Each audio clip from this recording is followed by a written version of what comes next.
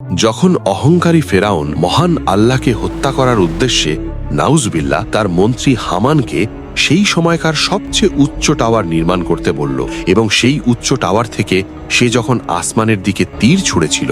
এবং মহান আল্লাহ কেন সেই তীরে রক্ত লাগিয়ে ফেরত পাঠিয়েছিল তার পূর্ণাঙ্গ ইতিহাস শুরু হয় তখন, যখন হজরত মুসা আলাইহিসসালাম এবং তার ভাই হজরত হারুন আলাইহিসসালাম ফেরাউনের রাজদরবারে এক আল্লাহর ইবাদতের দাওয়াত নিয়ে উপস্থিত হন। মুসা যখন ঘোষণা করলেন যে তার পালনকর্তা আসমানের উপরে আরশে আজিমের মালিক, তখন ফেরাউন দম্ভের সাথে তা অস্বীকার করে এবং মুসাকে সাধারণ মানুষের সামনে মিথ্যেবাদী প্রমাণ করার এক কুটিল ষড়যন্ত্রে লিপ্ত হয়। সে তার মন্ত্রী হামানকে আদেশ দেয় মাটি পুড়িয়ে ইট তৈরি করে এমন এক সুউচ্চ টাওয়ার নির্মাণ করতে যা আগে কেউ কখনো দেখেনি, যাতে সে নিজে আসমানে উঠে মুসার ইলাকে উঁকি দিয়ে দেখতে পারে। হামান কয়েক হাজার শ্রমিক খাটিয়ে দিন রাত পরিশ্রম করে এক অবিশ্বাস্য উচ্চতার স্তম্ভ তৈরি করল, এবং যখন সেই আকাশ ছোঁয়া টাওয়ারটি প্রস্তুত হলো, ফেরাউন দম্ভের সাথে তার চূড়ায় আরোহণ করে আসমানের দিকে তীর নিক্ষেপ করল।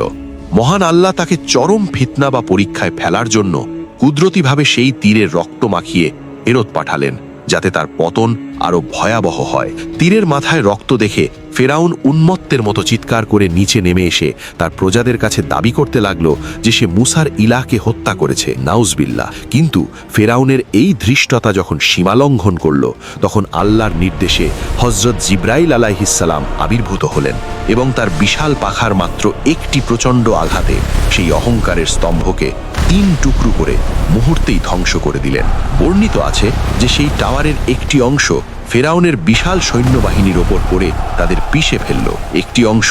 অতল সমুদ্রে হারিয়ে গেল এবং বাকি অংশটি মাটির নিচে এমনভাবে দেবে গেল যে সেই দম্ভের কোনো চিহ্ন